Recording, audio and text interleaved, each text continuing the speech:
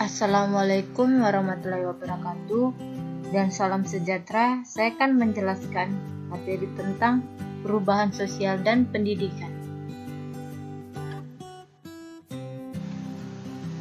Makna perubahan sosial. Di dalam realitasnya, tidak ada masyarakat yang bersifat statis, namun cenderung berubah. Perubahannya dapat bersifat cepat dan lambat, progres atau kemajuan, regres atau kemunduran, dan manifest atau kentara atau late tersembunyi.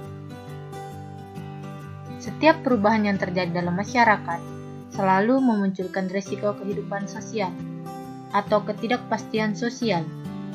Tatanan sosial yang baru lebih pada rasionalisasi yang bersifat progresif di dunia masyarakat.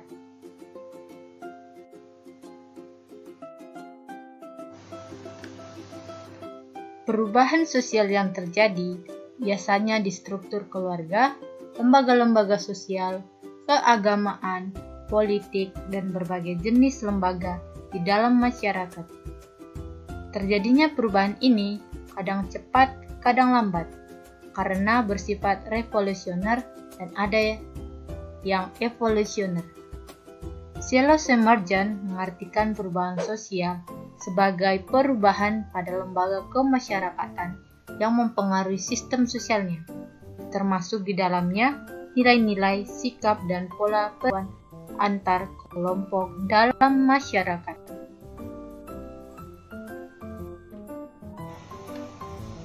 Perubahan sosial budaya dalam masyarakat memiliki keterkaitan dengan proses pendidikan.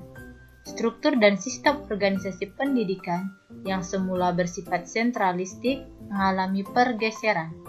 Seiring dengan tuntunan reformasi, pendidikan yang menghendaki pendekatan desentralisasi, maka perlu mewujudkan otonomi pendidikan. Pendidikan merupakan kekuatan masa depan karena menjadi alat perubahan yang ampuh. Sedangkan Bertrand Russell membedakan tujuan pendidikan menjadi dua. Yang pertama adalah untuk membentuk pribadi yang utuh, dan yang kedua adalah untuk menghasilkan warga negara yang baik.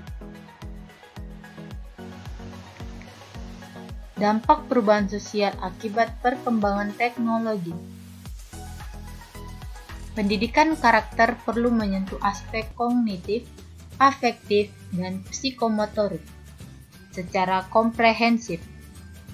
Pemahaman saja belum cukup tanpa menyentuh perasaan dan dihadirkan dalam perilaku moralnya. Pendidikan moral atau karakter sangat bermanfaat untuk keberhasilan individu maupun kemajuan masyarakat, karena individu yang menguasai nilai-nilai moral akan menjadi warga negara yang baik. Dalam realitas pendidikan di era digital ini, perlu dilakukan perubahan paradigma pendidikan, bahkan menyangkut pula perubahan pada aspek metode, media, dan strategisnya.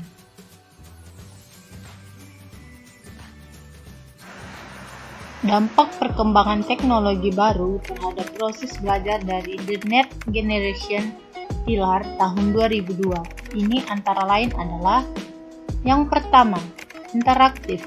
Budaya interaktif membutuhkan proses belajar mengajar yang berbeda, karena pembelajar tidak lagi bersifat pasif, melainkan aktif. Yang kedua, partisipasi.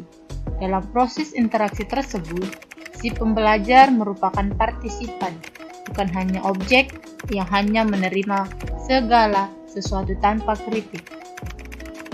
Yang ketiga, diskursus.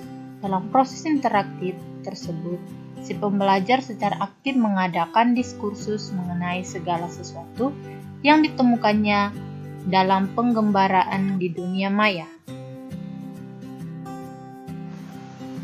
Dengan adanya perkembangan multimedia pembelajaran, bukan berarti berinteraksi tatap muka serta-merta ditenggalkan begitu saja. Betapapun majunya pendidikan di suatu masyarakat, interaksi tatap muka secara langsung antar pendidik dengan peserta didik tetap perlu dilakukan. Contoh perubahan sosial yang saya alami selama menempuh pendidikan dari SD sampai sekarang, yaitu pada zaman dahulu masih menggunakan papan tulis yang menggunakan kapur atau spidol.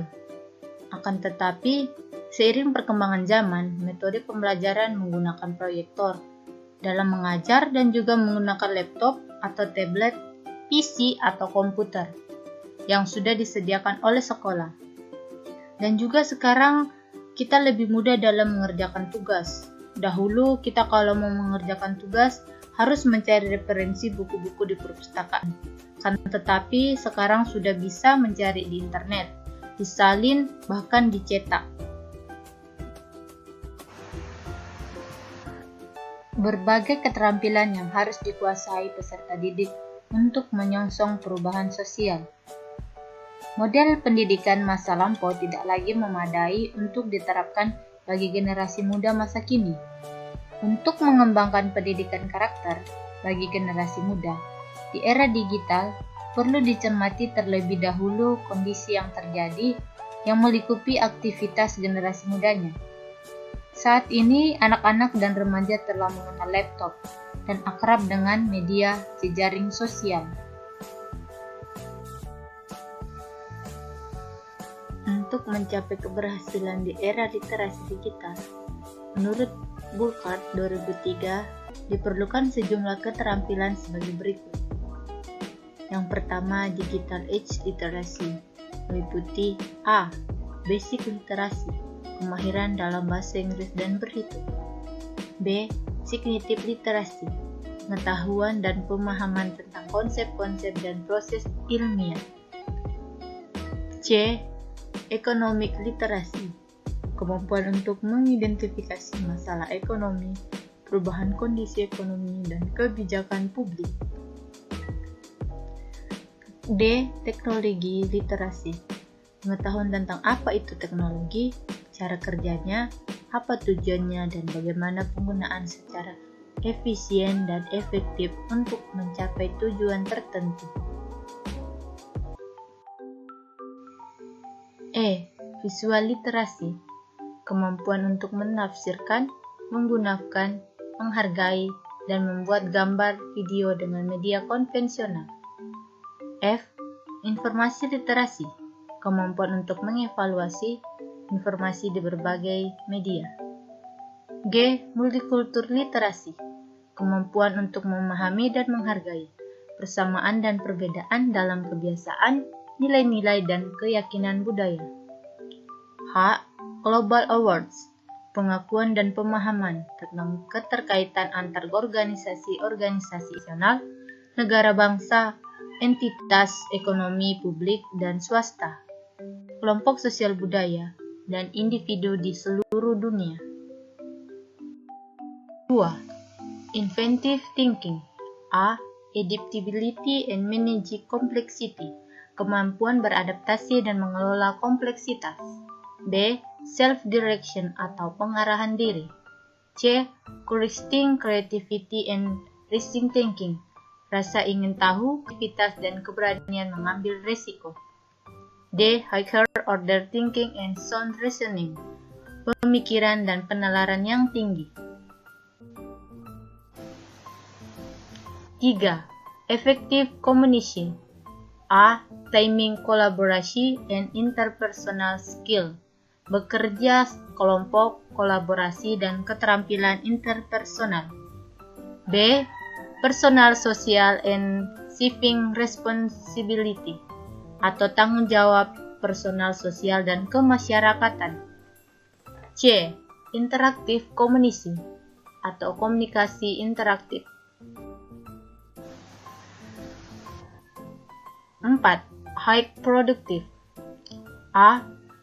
Prioritizing, planning, and managing for result, atau kemampuan menentukan prioritas, perencanaan, dan pengelolaan hasil. B. Effective use of real-world tools, atau penggunaan peralatan secara efektif. C. Ability to produce relevant, high-quality product, atau kemampuan untuk menghasilkan produk berkualitas tinggi. Sekian dan terima kasih. Itu saja materi yang dapat saya sampaikan. Assalamualaikum warahmatullahi wabarakatuh dan salam sejahtera.